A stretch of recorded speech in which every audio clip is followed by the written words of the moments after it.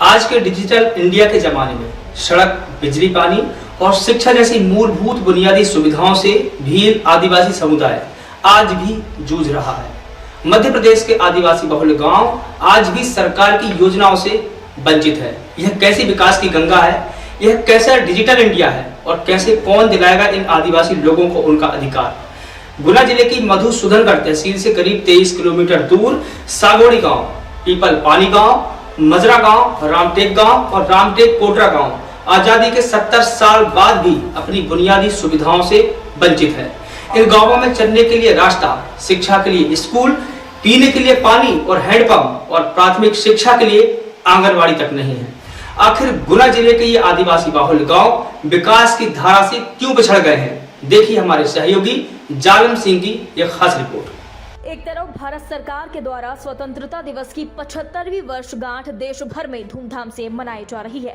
चौतरफा विकास के दावे हो रहे हैं, लेकिन दूसरी ओर डिजिटल इंडिया के जमाने में आजादी के 75 साल बाद भी गुना जिले की मधुसूदनगढ़ तहसील के अंतर्गत आने वाले आदिवासी बाहुल्य गांव बुनियादी सुख सुविधाओं से वंचित हैं।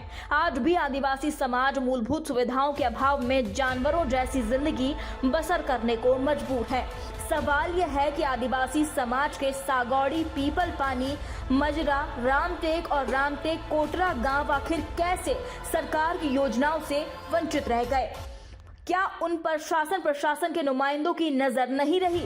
क्या इन गांवों के विकास की लिस्ट जिले के आला अधिकारियों और नेताओं तक नहीं पहुंच पाई, जिसकी उदासीनता के चलते इन गांवों में रास्ता, स्कूल, आंगनबाड़ी, हैंडपंप और बिजली तक नहीं पहुंच पा रही है? दरअसल यह जमीनी हकीकत मध्य प्रदेश के जिला गुना की तहसील मधुसूदनगढ़ से करीब 23 किलोमीटर दूर सागोड़ी गांव, पीपल पानी माजरा, रामटेक और रामटेक गांव की है। इन चारों गांवों में भील आदिवासी समाज के लोग निवास करते हैं, जिनमें करीब 2000 के आसपास वोटर हैं। गांव के लोगों ने बताया कि आजादी के बाद से ही गांव में पहुंचने के लिए रास्ता तक नहीं है। अगर गांव में कोई बीमार पड़ जाए तो उसे अस्पताल जाना भी मुश्किल हो जाता है। हैरानी की बात तो यह है कि गांव के बच्चों को भी पढ़ने के लिए स्कूल तक मैसर नहीं हो पा रहा, और स्कूल जिस गांव में है वह गांव बहुत दूर है। ग्रामीणों ने बताया कि इन गांवों में आंगनबाड़ी तक नहीं है। स्कूल और आंगनबाड़ी नहीं होने के कारण भील आदिवासी समुदाय के गांव के सैकड़ों बच्चे पढ़ लिख नहीं पा रहे हैं, जबकि इन चारों गांवों में सिर्फ एक ही सरकारी हैंडपंप है और 3 गांवों में तो वह भी मैसर नहीं है। यानी कि लोगों को बिना हैंडपंप के, बिना शिक्षा के, बिना पानी के और बिना रोड के भी अपना जीवन गुजारना पड़ रहा है। केंद्र हो या राज्य सरकार, दोनों के द्वारा विकास के नाम पर करोड़ों अरबों रुपयों का बजट जारी किया जाता है, लेकिन उस बजट से किसका विकास हो जाता है, यह बड़ा सवाल है। इन ग्रामीणों को पीने के लिए स्वच्छ पानी और एक सरकारी हैंडपंप भी नसीब नहीं हो रहा। मजबूरी में रामटेक गांव के लोगों ने अपने हाथों से नाले को रोककर छोटा सा बांध बना रखा है और इसी नाले के पानी को रामटेक गांव के लोग पीने और उपयोग करने को मजबूर है। ना तो इस गांव में सरकारी योजना का लाभ पहुंच रहा है और ना ही गांव के लोगों की कहीं कोई सुनवाई हो रही है। यहां निवास करने वाले लोगों ने बताया कि नेता वोट लेने के लिए तो आते हैं और वोट लेने के बाद गांव की तरफ पलट कर भी नहीं देखते। आज जानवरों जैसी जिंदगी जीने को वह मजबूर है। भगवान भरोसे ही गांव के लोगों की जिंदगी अब बसर हो रही है। कोटरा रहने वाला हूँ। यहाँ समस्या यह है, ना तो स्कूल है ना रोड है, और बरसात में कोई बीमार हो जाता है तो उसे झोली में पटक के बाजार ले जाता है, जामनेर या लटेरी कहीं भी जाता है, यदि उसका इलाज करा पाते हैं।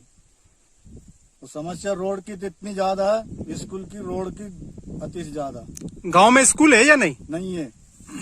कौन कौन से गांव लगते हैं इसमें? रामटेक लगता है, रामटेक कोटरा, टुकरावदा, पीपल पानी। वोट लेने के लिए तो जल्दी आ जाता है कि यो करवाएंगे, हेडपंप लगवाएंगे, तो रोड करवाएंगे, तो डीपी रखवाएंगे, तो फलानो करवाएंगे, जो करवाएंगे। आज तक कुछ नहीं किया। आज तक आते ही नहीं, वोट के लिए तो जाते, पर लेकिन वैसे नहीं आते। परेशानी आ रही नहीं आ रही इन लोगों ने। यहाँ तो रोड है ही नहीं, ना स्कूल है। यहाँ के बच्चे कहाँ पढ़ने जाओगे? कोई सी डिलीवरी हुई तो उसे भी मरना ही पड़ेगी, बचना नहीं। कोई साधन नहीं आते, कोई गाड़ी नहीं आए, यहाँ से कैसे ले जाएंगे? हम खंडे पे, डाड़ी पे बांध के झोला में टांग के ले जाते हैं झोली में, जब तो हम रोड पे पहुंचते हैं। जब गाड़ी वाले भी आएंगे बेचारा ना पाएंगे। कितने गांव बसे हुए हैं इस क्षेत्र में? ये गांव में ठुकरावदा के पिपरी पानी, 16 कोटड़ा और रामटेक कोई समस्या नहीं, ना तो हेडपम्प है ना रोड है, बिल्कुल ना स्कूल है यहाँ से। ये मान लो बहुत समस्या में फंस रहे हम तो। आंगनवाड़ी है कि नहीं? आंगनवाड़ी तो नहीं है यहाँ। तो बच्चे भी नहीं पढ़ते होंगे इन गाँव बच्चे के? कहाँ जाएंगे, बच्चे कोई पढ़ने ही नहीं जा रहे थे। कितने गाँव के बच्चे नहीं पढ़ पा रहे हैं? यहाँ पीपरी पानी का टुकड़ादा का मंजरा है वो, एक ये कोटड़ा रामटेक छोला को, बिल्कुल यहाँ के बच्चे पढ़ने नहीं जा रहे। अब पढ़ाए तो कहाँ पढ़ाए हम, स्कूल नहीं है, 4-4 किलोमीटर दूर तक स्कूल नहीं है, 5-5 किलोमीटर दूर तक। जमाना चांद पर पहुंच गया है, परंतु इन गांवों में विकास की एक बूंद तक नहीं पहुंच पाई है। बच्चे इंतजार में हैं कि कब गांव में स्कूल खुलेगा और कब हम स्कूल में पढ़ने के लिए जाएंगे। अब आप इसी बात से अंदाजा लगा सकते हैं कि गांव में पहुंचने के लिए रास्ता नहीं है, गांवों में बच्चों को पढ़ने के लिए स्कूल नहीं है, गांव में आंगनबाड़ी नहीं है, तो फिर कैसे पढ़ेगा इंडिया और कैसे बढ़ेगा इंडिया?